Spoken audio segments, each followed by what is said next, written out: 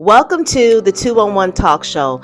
I am your host, Dr. Michelle Vaughn, aka Dr. MV, and the Executive Director here at Kishwaukee United Way. And today's guest, she is an amazing, wonderful community change agent, and she represents CASA of DeKalb. Jessica Sandlund, how are you? I'm good. How are you? I am amazing. Happy Monday. Yes, happy Monday. Okay, so Jessica, talk to our community about CASA and your role with CASA. What do you do?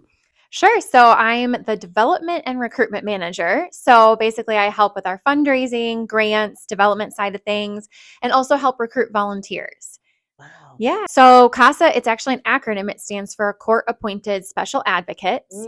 So we are the court appointed guardian ad litem for all of the children who are involved in the DeKalb County court system due to abuse or neglect. So these are children who have been abused or neglected by a parent or a guardian and find themselves in the court system through no fault of their own. So we are there to advocate for them and to be their voice in court.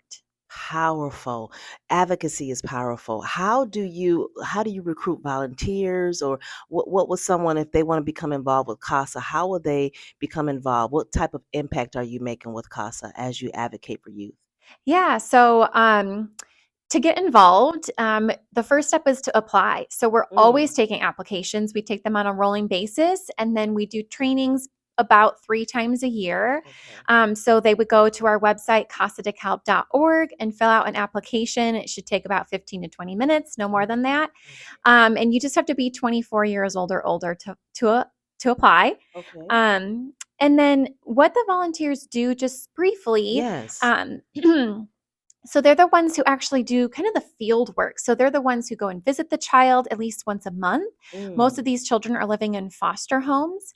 And then they talk to everyone else involved in the child's life. And the goal is to give the judge this clear and accurate picture of what's going on in that child's life, with the thought and the research even done that the impact of a CASA volunteer is that it helps provide permanency for children sooner, less likely to re-enter the court system in foster care, and then even just things like a greater sense of hope and greater success in education and school as well. That's powerful. I mean, it really, really is, because a lot of youth today, they need hope. That is a powerful word. They need hope. So let's talk about you. How did you find yourself involved with this kind of work? Because everyone, they don't sign up to work and serve as an advocate in the world of nonprofit. So talk about your journey. Yeah, sure. So I actually started at NIU as a music education major. Really? Yep. And I love music. No shame on the music educators out there. My son is a music education graduate. Oh, great. He's a music education instructor. Okay, cool. Small world. So I just felt like I was a little bit like fish out of water, and I didn't love music as much as everyone else in that building.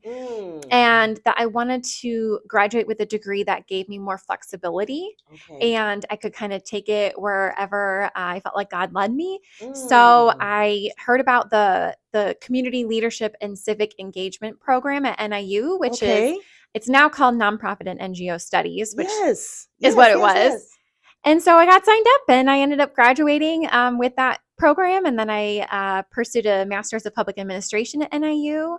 And through the course of my education, I was placed with CASA as an intern. Through the DeKalb County Nonprofit Partnership Program. So started as an intern in 2015, and here I still am. Here you still are. Yeah. Amazing. So as an intern, you're here you started as an intern, you stay with CASA. What have you experienced? Talk to me about your feelings in advocating for the youth and working with volunteers to raise awareness. What has that been like? Yeah, I think it all depends on the day, but overall, I would say, it's a very rewarding experience to know that we're providing children with someone who can be stable and consistent in their life, someone that they can go to and that they know, and who's with them throughout the court process. And then it can also be challenging because there's times where maybe some hard things happen, Yes. or just, drug addiction and things going on in these family lives that are really hard. And Mhm. these families are doing their best, but we can see how it impacts the children. Mhm. So I think that it's been so great because I have such a great team at CASA. I think Nice. our organization, just a lot of great people, great leadership. And Mhm. so that kind of helps on the hard days. And Yeah. also, you get to celebrate the wins together as well. Wow. Teamwork makes the dream work. It does. Yes. Wow. So, do you have a success stories that you can share with the public regarding the youth and volunteers? Talk to us about that. Yeah, I think one that we've talked about recently at our office. So, one things that our advocates do is they go and visit the child, like I mentioned. And Mhm. so, a volunteer was visiting this child and just noticed that the child didn't seem to have the right hearing and speech. And so, it Mm. seemed like something was maybe off either in the speech or the hearing. And so, the advocate really pushed for a hearing evaluation. Mhm. And we don't make referrals ourselves, but we work with the caseworkers. And so we Yes. can advocate, like, hey, we think that they need counseling or Yes. speech therapy. And so, sure enough, the child was tested and did have a partial hearing loss. So Mm. now the child's getting, connected with the services that he needs to be able to correct that and learn his speech and everything from there. That's awesome. That was my question I wanted to ask about counseling. You mentioned counseling Mhm. because if you're working with youth who are in foster care, Mhm. there are a lot of emotional Mhm. issues and traumas, I'm sure, Yeah. that youth may experience. And so when you know that that is an absolute thing that's happening, and that youth have to go to school, um, that's difficult. That's challenging. Yeah. Yeah. So, the children that we work with, they all get an assessment. It's called an integrative assessment. It's something that DCFS does at the start of the case, and that will recommend services for them. But even then, if counseling for whatever reason hasn't been recommended, oftentimes we recommend it and really advocate for those children to get that one on one attention to be able to process the trauma or whatever it is that they have been through. And these are kids whose parents are incarcerated, correct? Not necessarily.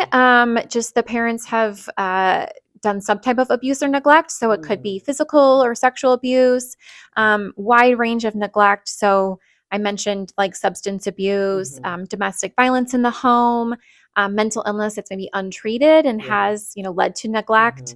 Mhm. So those are just some of the examples. Mhm. So it's so key that your volunteers are trained specifically to work with your group of youth, right? Yes, Wow. definitely. And if you're listening to this and thinking like, well, I could never do that, Mhm. yes, you could. Mhm. We use a national CASA curriculum. So we're part of a national Mm. organization and we use that curriculum. The volunteers go through a 30-hour training. Okay. And that's before they ever take a case. And then, even when they do take a case, we have supervisors who talk through the Yes. case, walk through the case, can go on visits with them, can attend court with them, and all Mhm. of that so that the volunteers are never alone. Wow, amazing. Do you have when it comes to fundraising, how are funds utilized at CASA to help advance the youth that you do serve? Yeah, so because we're a volunteer based organization and the Mhm. volunteers are the one going out into the community, the biggest financial need, I suppose you could say, is for our staff and for the supervisors who then they're the ones providing that training Mhm. and the ones providing the supervision and the monitoring of the volunteers and of the cases at large. Mm. But then we do get donations. So like some of the items that we might want to provide for the children, that's not our main mission, but sometimes we get books donated, Okay. primarily books. And so then we can kind of pass that along, or little bags or backpacks, and that's something that we pass along. But mostly, it's the financial need to support the building that The we work in, the operations. Okay. operations, and the staff. All right. Well, that is necessary. It is. Yep. What does Live United mean to you? Yeah, I was thinking about this question. I think Live Okay. United to me, I think when we work together in Mhm. partnership, there's more joy. So I think Yes. Live United means more hope for joy, Mm. and also just being able to serve whoever it is that we're trying to serve better because we're Mhm. working as a team. Working as a team. I love your answer. Thanks. I did think about it ahead of time. You did. Do you have does CASA have any other events coming up that you would like the public to know? Yeah. So I don't know when this is going to air, but we do have a celebration of our 30 years of advocacy on November 2nd. Okay. That's an open house on November 2nd. And then we have our winter fundraiser called Whiskey, Wine, and Cheese. It's a fun holiday kind of cocktail party.